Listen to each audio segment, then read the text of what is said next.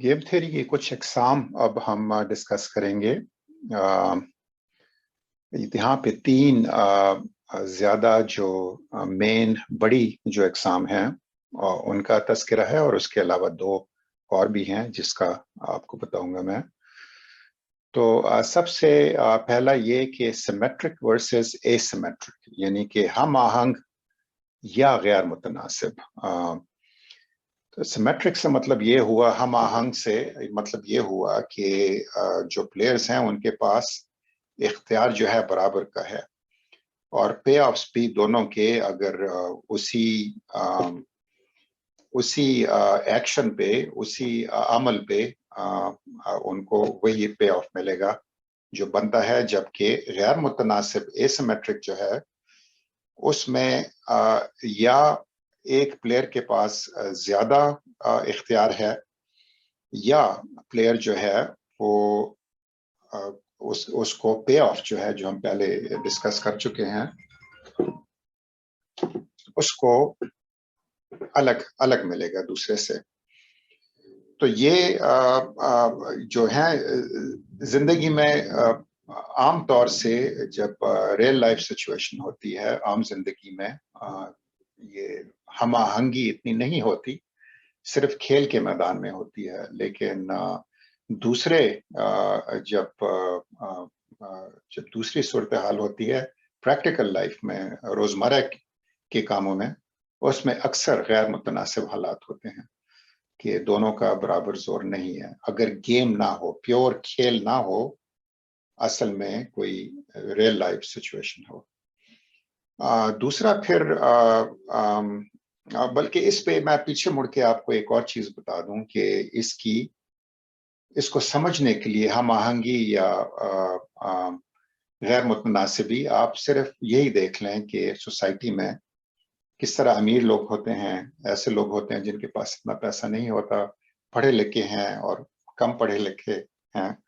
ये सारी गैर मुतनासिबी की एग्जाम्पल्स हैं, मिसालें हैं, जो कि बड़ी वाज़ेह हैं हमको, और जाहिर है कि इनके फैसले भी अलग होंगे उसी हिसाब से जो इनके पास जिस तरह की ज्यादा कुव्वत है या नहीं है। अच्छा, दूसरी बड़ी जो किस्म है वो या साइमल्टेनियस कहते हैं, यानी कि बैक वक्त एक ही टाइम पर जो होती है, और दूसरी सिक्वेंशल, यानी कि एक के बाद दूसरी तरतीबवार।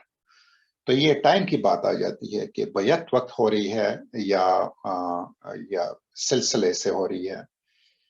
तो इसको समझने में एग्जाम्पल आपको मिसाल दूंगा वोट की।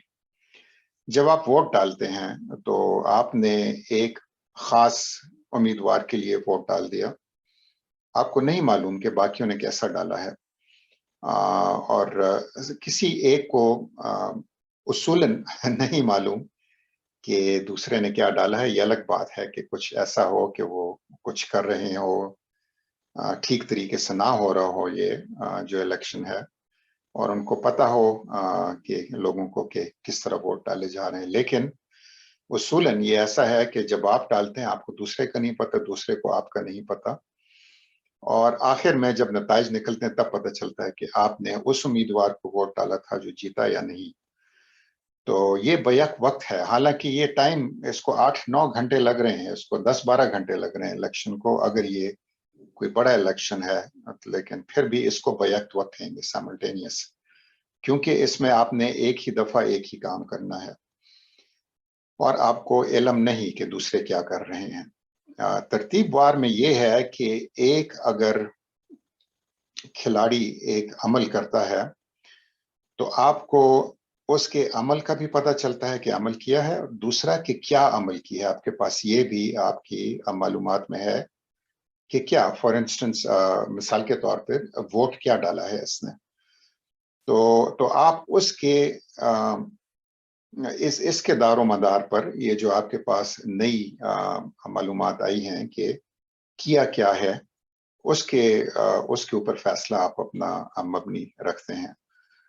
तो इसमें आपके पास ये हमने पहले मालूमात की भी बात की थी कि परफेक्ट होती है, इम्परफेक्ट होती है, मुकम्मल नामुकम्मल। تو نامکمل یہ ہوتی ہے کہ آپ کو بس اندازہ ہو لیکن معلوم نہ ہو. مکمل یہ ہوتی ہے کہ ہاں آپ کو معلوم ہے.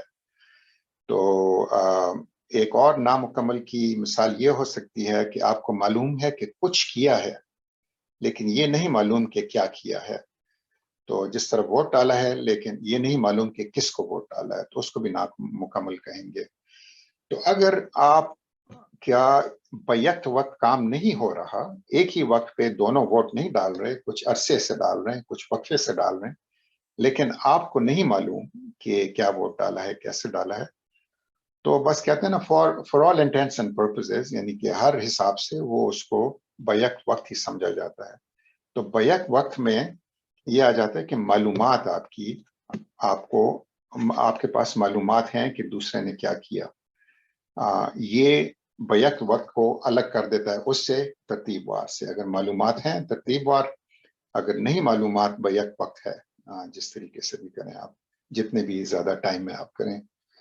اور تیسرا کوآپریٹو ورسز نان کوآپریٹو، یعنی کہ یا اتفاق کے اوپر یا مقابلے کے اوپر یہ چل رہا ہے سلسلہ. جو میدان ہے اس میں آپ یا مقابلہ کرنے آئے ہیں یا ایک دوسرے کا ہاتھ بٹانے آئے ہیں. تو عام طور سے یہ جو کوآپریٹو ہے یہ ذرا کم، گیم تھیوری اس پہ بھی کافی اس پہ کام کرتی ہے، کیونکہ کوآپریٹو میں بھی الگ الگ پے آفس ہو سکتے ہیں، الگ الگ نتائج ہو سکتے ہیں. اس میں منحصر ہے کہ آپ کی ہم آہنگی ہے یا نہیں ہے، غیر متناسب ہے یا نہیں.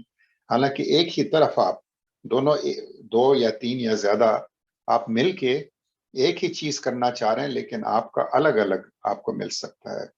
مثلاً کوئی کمپنی ہے، وہ کانٹریکٹ جیت لیتی ہے کوئی، تو ظاہر ہے جو کمپنی کا وائس پریزیڈنٹ ہوگا اس کو زیادہ اس کا پیسہ ملے گا، زیادہ معاوضہ ملے گا بنسبت اس کے جو کوئی بیٹھا ہوا ہے نیچے کلریکل ورکر ہے، کلرک ہے، اس سے زیادہ. تو لیکن یہ ہے کہ سارے مل کے ایک ہی نتیجہ کر رہے ہیں، ایک ہی کانٹریکٹ پہ کوشش کر رہے ہیں کہ مل جائے ان کو. تو یہ کوآپریٹو ہوئی، اور اس میں بھی گیم تھیوری اپلائی ہوتی ہے. لیکن نان کوآپریٹو جہاں پہ آپ کا مقابلہ ہے وہ سب سے زیادہ عام ہے حالات میں، اور اس میں گیم تھیوری آپ بھی اس حساب سے شاید زیادہ استعمال کریں گے کہ آپ کو کیا سانحہ عمل استعمال کرنا ہے جبکہ کمپیریٹو سچویشن ہو، مقابلے والی ہو. اس میں یہ بھی ہو سکتا ہے کہ آپ یہ فیصلہ کریں کہ آپ کے لیے بہترین یہ ہے کہ آپ تھوڑا سا بدل دیں اس کھیل کو، گیم کو، اور اس کو کوآپریٹو بنانے کی کوشش کریں. یہ بھی آپ کر سکتے ہیں زندگی میں، اور یہ بلکہ بڑی کہیں گے نا کہ اس کے اوپر کامیابی کا ایک بڑا یہ بھی ایک عنصر ہے کہ آپ لوگوں کو اپنی طرف لا سکیں، آپ کوآپریشن میں، کوآپریٹو نیٹ ورکس میں ڈال سکیں. تو اس حساب سے کوآپریٹو نان کوآپریٹو ان میں کچھ ہوتا ہے، تبادلہ ہو سکتا ہے، لیکن یہ دو الگ اقسام ہیں اصولی طور پر، کہ ایک کے تھوڑے الگ رول ہیں اور دوسرے کے الگ. تو کوآپریٹو نان کوآپریٹو گیمز بھی ایسی ہیں کہ اس پہ ہم اگلے یہ سلائیڈ پہ کچھ اور بھی تبادلہ خیال کریں گے. اس کے علاوہ میں نے ذکر کیا تھا کہ دو اور بھی ہیں اقسام جو کہ اتنی اس طرح بڑی عام اور میجر نہیں ہے جتنی یہ تین ہیں، لیکن بہرحال ہیں کہ گیم کو ڈیفائن کرتی ہیں. اس میں انفارمیشن کی بات ہو رہی تھی، معلومات کی، پرفیکٹ ورسز نان پرفیکٹ. تو یہ بھی ایک عنصر ہے جس کے حساب سے آپ کہہ سکتے ہیں کہ یہ گیم کی بھی ایک قسم ہے. ایک گیم میں آپ کے پاس پرفیکٹ انفارمیشن ہے، آپ کے پاس مکمل معلومات ہیں، دوسرے میں آپ کے پاس نہیں ہے مکمل معلومات، آپ کے پاس پارشل ہے، کچھ معلومات ہیں یا ہیں ہی نہیں.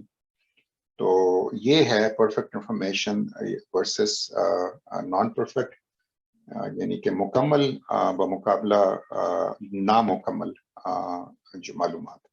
یہ چوتھی ایک قسم ہو گئی. اور پانچویں پھر zero sum versus non zero سم.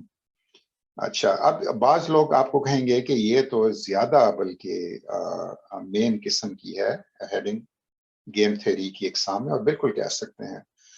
تو اس میں بھی ہم آگے بات کریں گے، لیکن زیرو سم میں یہ ہے کہ جو پے آف ہے آپ کا، ٹھیک ہے، ایک کچھ پیسے پڑے ہوئے ہیں، تاش آپ کھیل رہے ہیں جس میں ایک طرف کوئی انعام ہے اس کا، اور یہ انعام جو ہے یہ محدود ہے، ایک خاص حد تک ہے، یہ نہیں کہ بڑھے گا یا کم ہوگا۔ تو اگر آپ زیادہ لے رہے ہیں دوسرے کو کم مل رہا ہے، اور دوسرا زیادہ لے رہا ہے آپ کو کم مل رہا ہے، تو اس کو کہیں گے زیرو سم گیم، یعنی مل ملا کے آپ کا جو فائدہ ہے اتنا دوسرے کا نقصان ہے، تو آپ کا جو گین ہے اس کا لاس ہے۔ اور نان زیرو سم گیمز وہ ہیں جس میں بڑھ بھی سکتا ہے، آپ اس طرح کی بھی ہیں، وہ اس کی بھی مثالیں آئیں گی آپ کے پاس، بڑی دلچسپ اسی ہماری اس ٹریننگ میں، کہ جس میں ایسی بھی گیمز ہیں جس میں آپ جو پے آف ہے وہ بڑھا سکتے ہیں، یعنی نان زیرو سم نہیں ہے، کہ یہ بھی ہو سکتا ہے کہ دونوں کا اگر حریف ہیں یا زیادہ ہیں ان کا بڑھے، جو پے آف ہے، جو آخر میں نتیجہ ہے سب کے لیے زیادہ فائدہ مند ہو، پیسے ہیں تو زیادہ ہو جائیں، کوئی انعام ہے تو وہ زیادہ ہو جائے۔